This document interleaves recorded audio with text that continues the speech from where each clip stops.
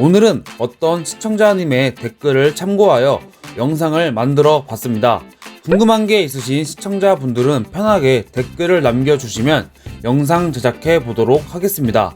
많은 사람들이 오해할 수 있는 부분에 대해 조사를 해왔으니 끝까지 시청 부탁드립니다.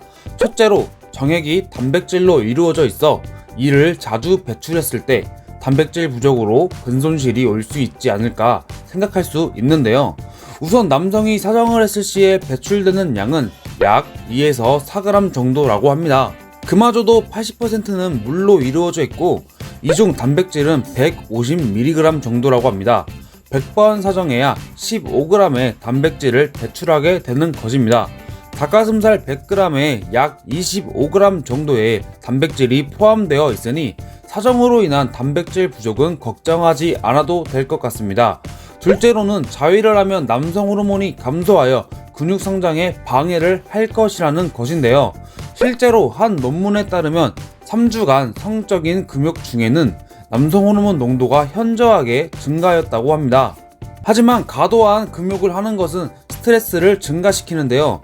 스트레스가 증가하게 되면은 코르티졸 호르몬이 증가하게 되고 이 호르몬은 근육을 파괴합니다. 그렇기 때문에 스트레스를 받아가며 근육을 위해 금욕을 하겠다는 근성장에 좋은 생각이 아니라는 생각이 듭니다. 적정한 자위는 스트레스를 감소시키며 정신적으로 이점이 있고 호르몬계에 여러 이점이 있기 때문에 금욕을 하기보다는 남성 호르몬을 증가시킬 수 있는 올바른 식습관과 생활습관을 기르는 것이 훨씬 더 도움이 될 것이고, 상단 링크에 남성 호르몬을 높이는 방법에 관한 영상을 올려놨으니 클릭하셔서 시청해 보시길 추천드립니다.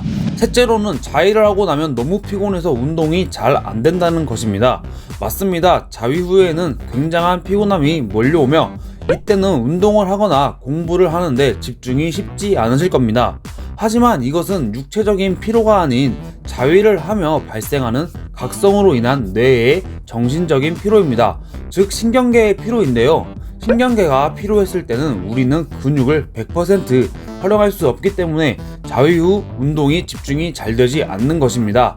하지만 이런 신경계 피로는 잠깐의 쪽잠을 통해 쉽게 회복할 수 있으니 운동 시간 전에 자위 행위는 피하고, 만일 피치 못하게 하게 되었을 경우에는 잠깐의 쪽잠을 통해 신경계를 회복 후 운동을 하시는 것을 추천드립니다. 즉, 자위 후 충분한 휴식 후 운동을 한다면 운동 수행 능력에는 아무런 영향이 없다는 것입니다. 실제로 한 논문 결과에도 성행위가 운동 수행 능력에 전혀 영향을 끼치지 못했다는 결과도 있으니 자위를 하면 힘이 약해진다는 생각은 안 해도 될 것 같습니다. 다만 운동하기 2시간 전 자위 행위는 피하시는 것을 추천드립니다. 넷째로는 얼마나 자위를 하는 것이 좋은가입니다. 당연히 매일 하게 된다면 정신적으로 많이 피곤해지며 일상생활에 큰 도움이 되지 않을 것입니다. 보통 20대에서 30대에는 주에 3, 4회 정도 사정하는 것이 정상적이라고 합니다. 30대에서 40대는 주에 2회에서 3회 정도 사정하는 것이 정상적이라고 합니다. 너무 적게, 너무 많이 할 필요도 없이 적당하게 성생활을 하는 것이 당연히 좋겠죠. 결론적으로는 자위는 적어도 근성장에 관련해서는 큰 영향이 없으며, 건강한 성생활은 오히려 금욕하며 스트레스를 받는 것보다 오히려 근성장에 도움이 될 수 있다라는 것입니다. 댓글을 남겨주신 분의 허벅지가 작아진 것 같은 느낌은 아마 정신적인 요인이지 않을까 싶네요. 저도 평소에 성생활이 힘을 약하게 한다는 잘못된 상식을 가지고 있었는데요. 이번에 한 시청자님의 댓글 덕분에 제대로 된 정보를 알게 되어 기쁘네요. 다른 궁금한 점 있으신 시청자님들도 댓글을 통해 질문 남겨주시면 영상으로 제작해 보도록 하겠습니다.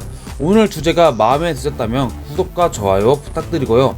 다음에도 더 좋은 운동 꿀팁으로 찾아뵙겠습니다. 감사합니다.